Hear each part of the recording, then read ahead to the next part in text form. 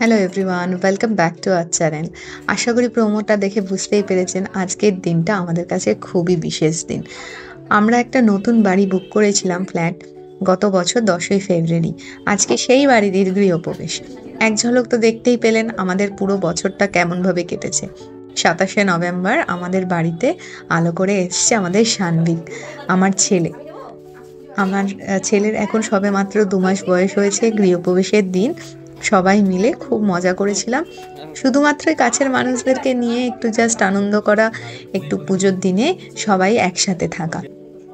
গৃহপ্রবেশের দিন পুজো তো অবশ্যইভাবে হয়েছে এবং আমরা পুরো বাড়িটাকে যেটুকু পেরেছি সাজাতে চেষ্টা করেছি ছোট বাচ্চাটাকে নিয়ে। আমার প্রেগনেন্সির সময় থেকেই ধীরে ধীরে আমি আর সায়ন মিলে সমস্ত কিছু সাজিয়েছি, ঘরগুলো সাজিয়েছি এবং তার সাথে সাথে আজকের দিনের পুজোতে সবাই ছিল আমাদের সাথে। বড়দের আশীর্বাদ নিয়ে আমরা আমাদের আগামী দিনগুলোকেই শুরু করতে চেয়েছিলাম এবং সেরকমটাই হয়েছে।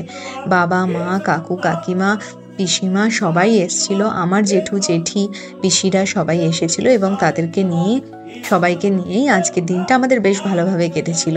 আমাদের গৃহপ্রবেশের দিন পুজো করছিলাম যখন, তারপরে আমরা যখন গৃহপ্রবেশের এই পুজোগুলো করছিলাম খুবই ভালো লাগছিল এবং মনে হচ্ছিল যে হ্যাঁ, কিছু একটা আজকের দিনে দাঁড়িয়ে আমরা করতে পেরেছি। যেটুকু পেরেছি সেটুকু সব বড়দের আশীর্বাদেই পেরেছি, না হলে আমাদের পক্ষে এটা সম্ভব হতো না অবশ্যই। সেদিনটা খুব ভালোভাবে কেটেছিল সবার সাথে।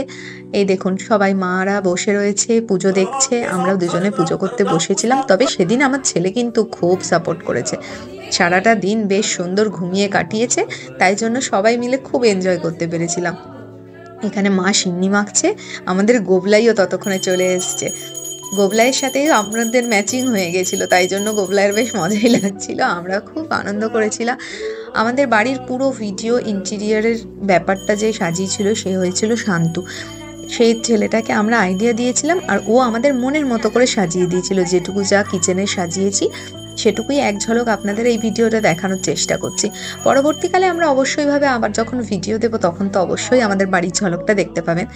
আর আপনাদের এই পুরো ভিডিওটাতে কেমন লাগলো সেটাও অবশ্যই জানাবেন। আজকে বহুদিন বাদে আবার ভিডিও করতে পেরে আমার খুব ভালো লাগছিল। জানি খুবই অল্প একটু সময়ের জন্য ভিডিও হলেও অবশ্যই দেখে জানাবেন আজকের আমাদের দিনটা আপনাদের কেমন লাগলো।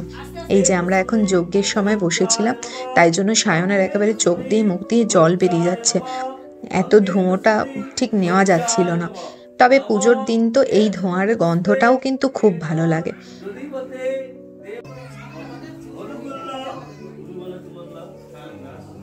এখানে আমরা যখন পুজো করছিলাম গুল্লুও এক ঝলক আমাদের হেল্প করছিল যাতে ভিডিওটা ভালোভাবে নেওয়া যায়।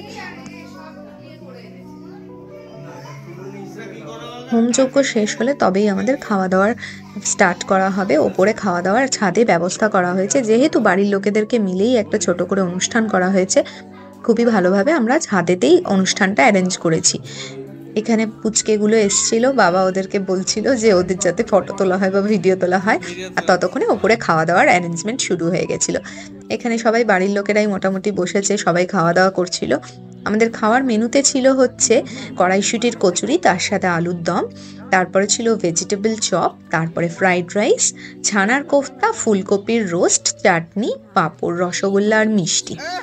খাওয়ার সবারই খুবই ভালো লেগেছিল এবং সবাই তৃপ্তি করেই খেয়েছিল। আশা করি সবার ভালো লেগেছিল বলেই ভালো বলেছিল। আমাদেরও ভালো লেগেছিল খেতে। আমিও খেতে বসে গেছিলাম, যেহেতু ছোট বাচ্চা আছে তাকে খাওয়াতে হবে, তাই আমি আগেই খেতে বসে গেছিলাম। ছাদে যেহেতু শীতকাল ছিল সেহেতু খাওয়ার খেতে কারোরই অসুবিধা হয়নি।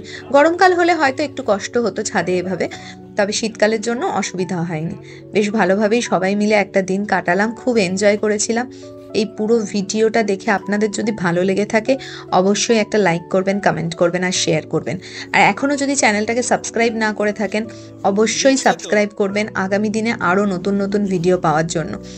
আমাদের পুরো ভিডিওটা কেমন লাগলো অবশ্যই কমেন্ট সেকশনে জানাবেন, আর বড়রা অবশ্যই আশীর্বাদ করবেন যাতে আমরা আরও এইভাবেই এগিয়ে যেতে পারি। চলুন তাহলে আজকের মতো এই অবধি থাক।